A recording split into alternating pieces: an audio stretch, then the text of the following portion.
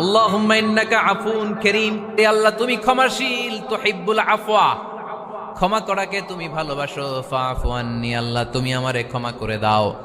আল্লাহর ক্ষমার জন্য দিনরাত চোখের পানি ছেড়ে আমরা কাঁদি, কিন্তু অন্যরে ক্ষমা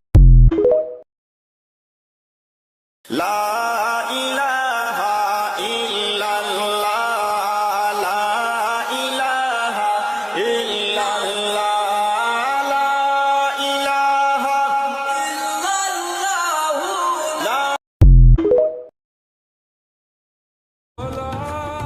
আল্লাহর উপরে ভরসা রাখা ব্যক্তিরা কোনো ঠকে না, হয় তারা জিতে না হয় তারা শিখে।